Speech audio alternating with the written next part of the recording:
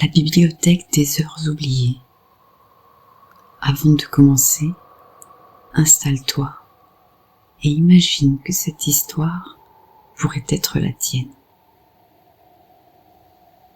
Chapitre 1. L'homme qui ne dormait plus. Adrien avait 42 ans et ne dormait presque plus. Ce n'était pas l'insomnie classique, ce n'était pas le stress, c'était pire. Chaque nuit, à exactement 3h17, il se réveillait. Toujours à la même minute. Toujours avec la même sensation. Quelque chose l'attendait.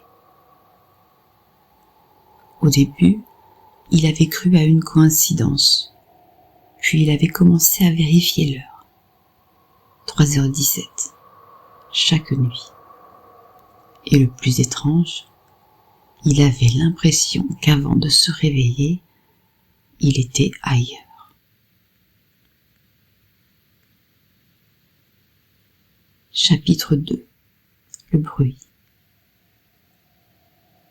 Un soir, incapable de se rendormir, il entendit un bruit. Un bruit discret, comme une page que l'on tourne. Adrien vivait seul. Il n'y avait aucun livre ouvert dans sa chambre. Le bruit venait du salon. Il resta immobile, son cœur battait trop vite. Puis il se leva.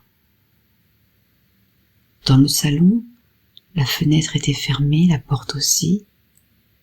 Rien ne semblait déplacé sauf un détail.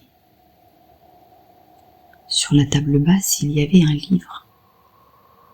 Un livre qu'il n'avait jamais vu. Couverture noire, aucune inscription. Il s'approcha lentement. Quand il posa la main dessus, il ressentit un froid étrange, comme si le livre n'était pas à température ambiante. Il l'ouvrit. La première page était blanche, la deuxième aussi. Puis, à la troisième page, il vit son nom. Adrien Morel. Il referma brusquement le livre, son souffle était court. Il restait là, debout, sans comprendre.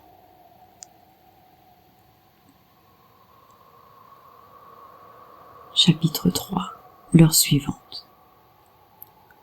Le lendemain, il décida de ne rien dire à personne. Il passa la journée normalement. Travail, courses, messages. Mais toute la journée, il pensa au livre. Le soir venu, il hésita. Devait-il l'ouvrir de nouveau?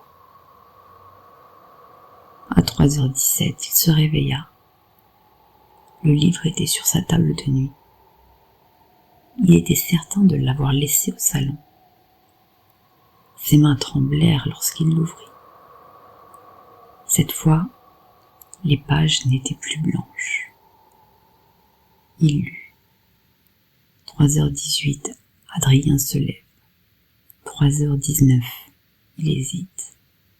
3h20, il comprend qu'il ne contrôle plus rien. Il regarda l'horloge. 3h18, il était debout. Il referma le livre, il attendit. 3h19, il hésita. Une sueur froide coula le long de son dos. Il rouvrit le livre. La phrase suivante n'était pas encore écrite. L'encre apparaissait lentement comme si quelqu'un écrivait « Maintenant ».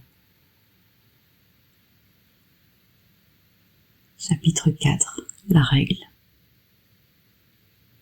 Les nuits suivantes, Adrien comprit une chose.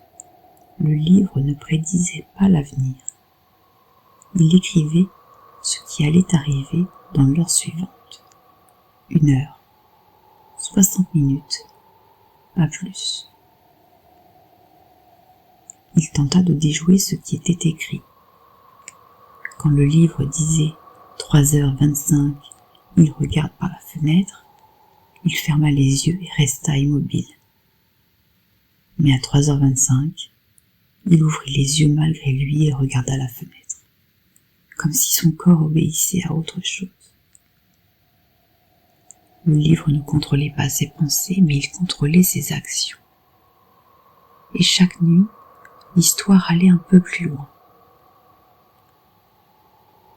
Chapitre 5. La page interdite.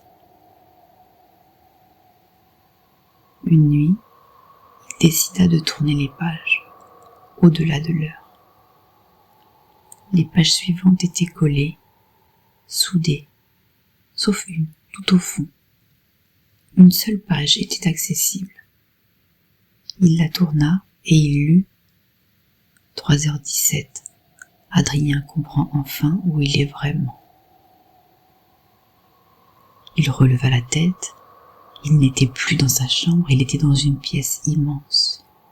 Des étagères partout, des milliers de livres noirs identiques, un silence absolu. Au centre, une horloge géante, bloquée sur 3h17. Chapitre 6. La bibliothèque. Une voix résonna derrière lui, calme, presque douce. Bienvenue dans la bibliothèque des heures oubliées. Adrien se retourna. Un vieil homme se tenait là. Chaque nuit à 3h17, ton esprit vient ici. Pourquoi ? Demanda Adrien. Parce que tu as cessé de vivre le jour. Le vieil homme lui tendit un livre. Chaque livre ici appartient à quelqu'un. Et s'il se termine, alors la personne cesse d'exister dans le monde réel. Adrien sentit son souffle se couper. Et le mien ? Le vieil homme sourit tristement. Il reste peu de pages. Chapitre 7. Le choix. Adrien comprit alors. Le livre n'était pas une malédiction. C'était un avertissement. Il vivait en pilote automatique, sans choix, sans risque, sans désir. Le livre écrivait ce qu'il allait faire parce qu'il faisait toujours la même chose, les mêmes gestes, les mêmes décisions, une vie prévisible, une vie déjà écrite. « Comment j'arrête ça ?» demanda-t-il. Le vieil homme répondit. « Fais quelque chose d'imprévisible. » Chapitre 8. La dernière heure. Il se réveilla. 3h17. Le livre était là, il l'ouvrit. 3h18, Adrien se lève. Il resta allongé. Son cœur battait violemment. 3h18, il ne bougea pas. Les mots tremblèrent sur la page. L'encre se brouilla. Une nouvelle phase tenta d'approcher. Mais rien ne s'écrivit. Il sourit. Il venait de briser la séquence. Le livre vibra. Les pages devinrent blanches. Toutes. Chapitre 9. L'aube. Le lendemain matin, pour la première fois depuis longtemps, il ne mit pas son réveil. Il n'alla pas travailler. Il prit un train au hasard, sans destination précise.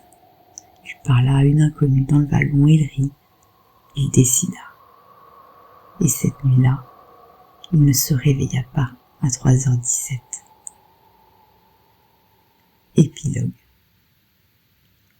On raconte que la bibliothèque existe toujours, qu'à 3h17, certaines âmes s'y rendent, que des livres continuent de s'écrire mais qu'il suffit d'un seul choix inattendu pour que l'encre disparaisse.